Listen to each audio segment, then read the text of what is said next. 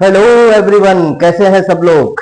चलिए आज हम आगे फिर से आपके सामने RON एकेडमी ऑफ एक्सीलेंस की तरफ से फिर से नया वीडियो लेकर के, और आज का टॉपिक बड़ा ही इंटरेस्टिंग होने वाला है, इसलिए वीडियो को एंड तक जरूर देखें। और अगर आप इस चैनल पर नए हैं तो प्लीज सब्सक्राइब करें और उसके बाद बेल आइकॉन जो है आप उसको प्रेस करें ताकि नोटिफिकेशन आप तक पहुंचती रहें और आप उसका फायदा लेते रहें। ठीक है, तो चलिए आज स्टार्ट करते हैं हमारा चैप्टर नंबर 8, जो कि बड़ा ही इंटरेस्टिंग होने वाला है। और इसमें इजी वे में हम सीखेंगे। आज केवल हम कॉन्सेप्ट की बात करेंगे और कॉन्सेप्ट में मजा आएगा। बस आगे आप चलते रहिए, आपका मोटिवेशन हमको चाहिए और आप हमको देते रहेंगे मोटिवेशन बाय योर सब्सक्रिप्शन। आप मुझे सब्सक्राइब करोगे तो मुझे मोटिवेशन मिलेगा, और आप हमको देखोगे और हमारे वीडियोस को लाइक करोगे तो हमको मोटिवेशन मिलता रहेगा। तो चलिए आज स्टार्ट करते हैं अपना चैप्टर नंबर 8, ट्रिग्नोमेट्री कॉन्सेप्ट के बारे में पढ़ेंगे। तो आज देखो, ये जो ट्रिग्नोमेट्री है, ट्रिग्नोमेट्री यहां पर ट्राई है यानी 3 गोनो मतलब होता है कि आपका 3 साइड वाले जो एंगल्स वाले जो भी शेप होते हैं, जैसे कि ट्रायंगल।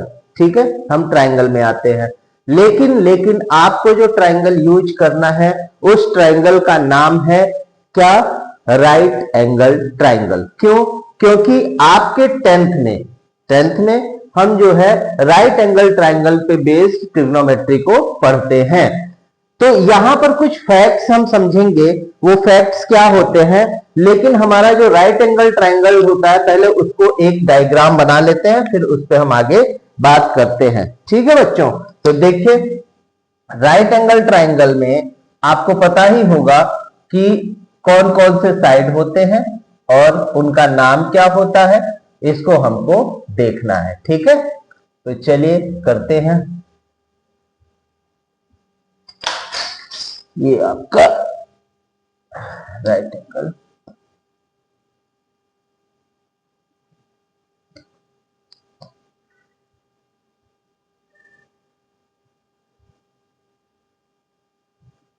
ओके। चलिए अगर हमने इसको कुछ नाम दे दिया, सपोज अपने पास ये P है, ये Q है और ये R है। अब आपको पता है कि इसमें राइट एंगल कहां है, तो सर हमको पता है कहां पे है, तो ये जो लाइन है वो हमको राइट एंगल देता है। राइट एंगल हमेशा परपेंडिकुलर 2 लाइन जो होती हैं जब मिलती हैं तो वो हमको राइट एंगल देता है। इट मींस 90 डिग्री देता है। ठीक है, अब राइट एंगल ट्रायंगल में साइड को हम कैसे पहचानेंगे, साइड्स को कैसे पहचानेंगे। बहुत लोग कंफ्यूज होते हैं कि हाइपोटेनस कौन सा है, परपेंडिकुलर कौन सा है, बेस कौन सा है। तो बच्चों यहां पर थोड़ी सी कंफ्यूजन जो है वो बिल्कुल क्रिस्टल क्लियर हो जाएगी आपकी, कि हमेशा जिस एंगल से आप देखते हो, जिस एंगल से आप ट्रायंगल को देख रहे हो, सपोज आप R की तरफ से व्यू ले रहे हो, तो उसके सामने वाली जो साइड होगी वो परपेंडी होगी। वो क्या होगी? परपेंडिकुलर होगी, उसको हम परपेंडी मानेंगे। ठीक है, अच्छा अगर हम P की साइड से देखेंगे तो ये वाली लाइन आपकी क्या हो जाएगी? परपेंडी हो जाएगी। ठीक है, तो ये तो चेंज होते रहते हैं अकॉर्डिंग टू देयर व्यू।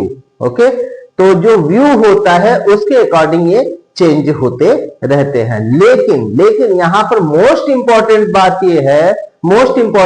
ये है कि हाइपोटेनस जो होता है ना, हाइपोटेनस जो होता है वो कभी भी चेंज नहीं होता है।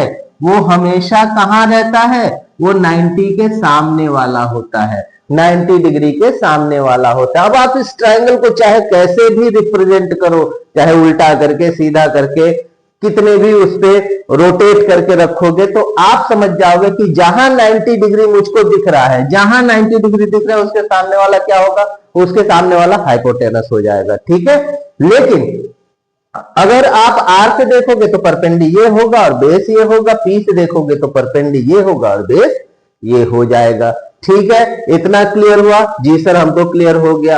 अब आगे आते हैं कि सर अभी आप तो केवल ट्रायंगल बता रहे हो, लेकिन ट्रिग्नोमेट्री क्या होती है, इसमें ट्रिग्नोमेट्री कहां आई? तो देखो ट्रिग्नोमेट्री आई कहां पे, ये समझिए। जब हम राइट एंगल ट्रायंगल के साइड को एंगल के साथ रिलेट करते हैं, एंगल के साथ रिलेट करते हैं, तो ये हमेशा ध्यान रखना कि जो आपका राइट एंगल ट्रायंगल है उसमें हाइपोटेनस जो होता है वो सबसे बड़ी साइड होती है। क्या होती है? हाइपोटेनस सबसे बड़ी साइड होती है। इसलिए जो टी रेशियोज होते हैं, जो साइड का रेशियो आपको मिलता है वो हमेशा एंगल पे डिपेंड करता है। और यहां जो साइन कॉस जो भी मिलेगा आपकी, उसकी वैल्यू जो होती है वो 1 से ज्यादा नहीं होती या ऑलमोस्ट 1 तक जाती है। ठीक है ना, उससे ज्यादा नहीं होती है। ठीक है, ये हमेशा ध्यान रखिएगा। तो चलिए हम समझते हैं कि पहले हमारे पास जो ट्रिग्नोमेट्रिक रेशियोज हैं उसको हम क्या बोलेंगे। रेशियोज का नाम होता है, 6 रेशियोज के बारे में हम पढ़ेंगे।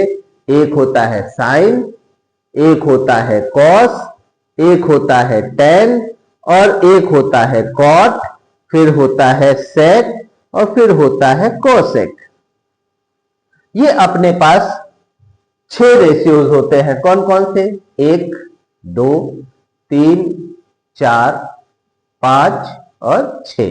अब यहां पर आपको ये ध्यान देना है कि ये जो 6 रेशियोज हैं, ये जो 6 रेशियोज हैं, इन रेशियो को हम अगर एंगल में रिप्रेजेंट करते हैं तो साइन थीटा लिखते हैं, या ए भी लिख सकते हैं, आर भी लिख सकते हैं, पी भी लिख सकते हैं, as you wish, as your wish. आपके इच्छा अनुसार, आपके क्वेश्चन के अकॉर्डिंग जो भी एंगल का नाम दिया होगा वो आप एंगल में डाल सकते हो। अब यहां पे ये ध्यान रखना कि साइन की वैल्यू अकेले कुछ भी नहीं है, अकेले कुछ भी नहीं है। अगर थीटा को ऐसे मल्टीप्लाई करोगे तो ये रॉन्ग हो जाएगा। यहां साइन थीटा जो है पूरी वैल्यू है, कंप्लीट वैल्यू साइन थीटा है। ये नहीं कि साइन अलग लिख दिया, थीटा को इंटू कर दिया तो हो गया। थीटा अलग वैल्यू नहीं है, थीटा साइन के साथ है, यानी साइन थीटा जो देगा वो पूरे एंगल की वैल्यू देगा according to their ratio of sides, triangle के रेशियो ऑफ साइड्स से। ठीक है ना, समझ में आ रही बात? बिल्कुल क्रिस्टल क्लियर हो रहा है कि नहीं हो रहा है? ठीक है, तो देखिए ये आपका रॉन्ग हो जाएगा और ये आपका राइट होगा। ठीक है, ये आपका राइट होगा। तो चलिए अब हम चलते हैं अपने मेन मोटो की तरफ। हमारा पर्पज क्या है कि सर ये तो आपने बता दिया कि sine theta, cos theta, tan theta, cot theta, sec theta, cosec theta, ये हमारे पास 6 रेशियोज हैं। इन रेशियोज को हम कैसे रिप्रेजेंट करेंगे, कैसे हमको पता चलेगा कि कौन से साइड का रेशियो किसके बराबर होता है, कौन से साइड का रेशियो किसके बराबर होता है। तो चलिए इसको भी सीख लेते हैं, इसको भी समझ लेते हैं। तो चलिए देखिए क्या है आपका। तो यहां पर अगर आपने थीटा कहां पे सपोज कर लिया, कहीं भी आप सपोज कर सकते हो, उसके अकॉर्डिंग हम क्या करेंगे, उसके अकॉर्डिंग हम रेशियोज बनाएंगे। तो सपोज आपने थीटा यहां पर ले लिया, ओके ठीक है सर, हमने ले लिया। अब साइन थीटा की वैल्यू क्या होगी, कॉस थीटा की वैल्यू क्या होगी रेशियोज के अकॉर्डिंग, टेन थीटा की वैल्यू क्या होगी। अब इसको समझने के लिए बच्चों यहां बड़ा ही इंटरेस्टिंग सा याद रखने का तरीका होता है, वो आप समझ लीजिए। उसको हम बोलते हैं, ध्यान से समझना, पाकिस्तान भूखा प्यासा, हिंदुस्तान हरा भरा। ओके, अब बच्चों कंफ्यूजन हो गई, अरे भाई पाकिस्तान भूखा प्यासा, हिंदुस्तान हरा भरा, ये समझ में आ रहा है। इतना मैंने क्यों बोला, ये जो चीज होती है साइन थीटा के बराबर होती है, यानी साइन थीटा बराबर P अपॉन H लेते हैं। ये PBP मतलब पाकिस्तान भूखा प्यासा, हिंदुस्तान हरा भरा, मैं इसलिए बोल रहा हूं कि इट साउंड्स गुड एंड ये जो है आपको क्या करेगा, ये जो है आपको याद रखने में मदद करेगा, तुरंत आपको इसका रिकॉल हो जाएगा माइंड में। जब भी आप सोचोगे पाकिस्तान भूखा प्यासा, हिंदुस्तान हरा भरा, तो आपको समझ में आ जाएगा कि हाँ सर ने ये बताया था। ठीक है, तो sine theta P upon H। अब P को हम क्या लिखते हैं, परपेंडी लिखते हैं, P हो गया परपेंडिकुलर और H हो गया हाइपो।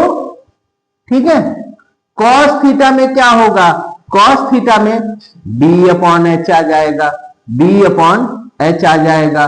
तो ये क्या हो जाएगा, B means base, base upon hypo, base upon hypo. tan में क्या आ जाएगा, tan थीटा में आएगा P upon B, P upon B. तो क्या होगा P upon B, P for perpendicular और B फॉर बेस। इसको आप नोट कर लीजिए, इसको आप नोट कर लीजिए। ये आपने समझ लिया होगा, पाकिस्तान भूखा प्यासा और हिंदुस्तान हरा भरा।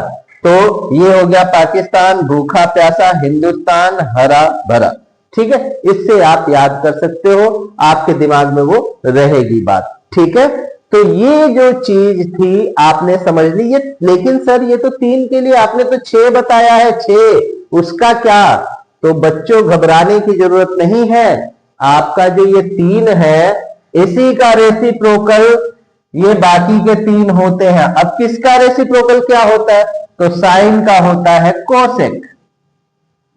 तो क्या हो जाएगा, ये ऊपर ये नीचे, यानी h अपॉन पी हो जाएगा। कॉस का रेसिप्रोकल होता है सेक, तो इसका क्या हो जाएगा, h अपॉन बी हो जाएगा। ठीक है, tan का रेसिप्रोकल होता है कॉट, तो इसका क्या हो जाएगा, इसका हो जाएगा बेस अपॉन परपेंडिकुलर। ये आपका 3 ये हो गया, 3 ये 6 मिल गए कि नहीं मिल गए, मिल गए कि नहीं मिल गए। तो इसका आप स्क्रीनशॉट ले लीजिए, फिर हम आगे बढ़ते हैं।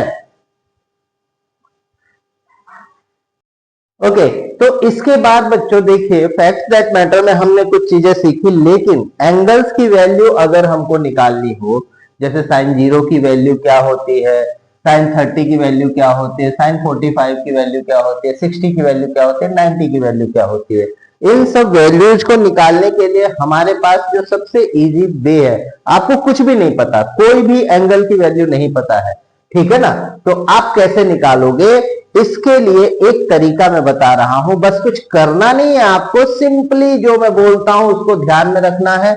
आप पहले क्या करोगे, इसमें 0 1 2 3 4 लिख दोगे। क्या लिख दोगे, 0 1 2 3 4। ओके सर, लिख दिया। अब क्या करेंगे, सबको 4 से डिवाइड करेंगे, सबको 4 से डिवाइड करेंगे। चलिए सर, ये भी कर दिया, 4 से डिवाइड कर दिया। ओके, और सबका रूट ओवर निकाल देंगे। बस ये 3 चीजें करनी है आपको। करना क्या है, पहले तो 0 1 2 3 4 लिखना है, फिर सबको 4 से डिवाइड कर देना है, और फिर सबका रूट ओवर निकाल देना है। तो ये तो आपको 0 ही मिलेगा, ये मिलेगा 1/2, ये मिलेगा, इसका भी रूट ओवर करो, इसका भी रूट ओवर करो, और इसका भी, तो ये 1 ही मिलेगा, और ये 1/√2 मिल जाएगा, क्योंकि 4 का तो 2 होता है।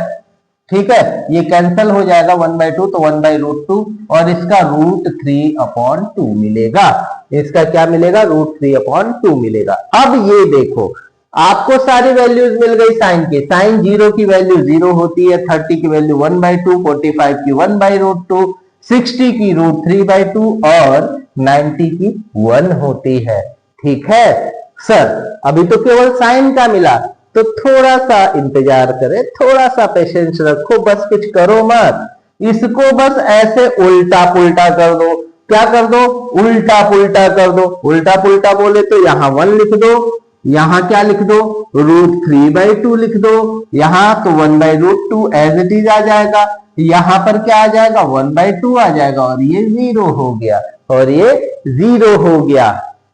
ठीक है, समझ में आ गया, कुछ नहीं किया हमने, बस एक बार 0 1 2 3 4 लिखा, सबको 4 से डिवाइड किया, और सबका रूट ओवर निकाल दिया, फिर उसको उल्टा कर दिया, तो cos 0 की वैल्यू 1, cos 30 की वैल्यू आपके पास आ गई √3/2, cos 45 1/√2, cos 60 1/2, और आपके पास cos 90 0 मिल गया, है ना। सर ये तो बहुत ही इजी है। अब क्या करें, tan की भी तो वैल्यू चाहिए होगी, तो आप हमेशा ध्यान रखिएगा, आप हमेशा ये ध्यान रखिएगा कि जो tan थीटा होता है, यहां मैं लिख रहा हूं tan थीटा साइन और कॉस के रेशियो के बराबर होता है, साइन और कॉस के रेशियो के बराबर होता है, यानी दोनों का डिवाइड करेंगे तो उसकी वैल्यू भी मिल जाएगी। अब चलिए 0/1 0 देगा, इसको जब डिवाइड करेंगे तो 1/√3 मिलेगा, इसको जब डिवाइड करेंगे तो क्या मिलेगा, 1 मिलेगा क्योंकि सेम सेम चीजें हैं, ये पूरा और ये पूरा। इसको जब डिवाइड करेंगे तो √3 मिलेगा। और यहां पर थोड़ा सा ट्विस्ट ये आ जाता है कि जब 1 को 0 से डिवाइड करते हैं तो ये नॉट डिफाइन होता है, ये डिफाइन नहीं होगा। ये डिफाइन नहीं होगा तो इसको ऐसे लिख देने का, या नॉट डिफाइन भी आप लिख सकते हो। ठीक है सर, tan का भी मिल गया। अब कोशेक का क्या करें, कोशेक का कैसे पता करेंगे? तो कोशेक का पता करने के लिए आपको करना क्या होगा, कोशेक का पता करने के लिए आपको क्या करना होगा? सर देखिए, कोशेक जो होता है वो साइन का रेसिप्रोकल होता है।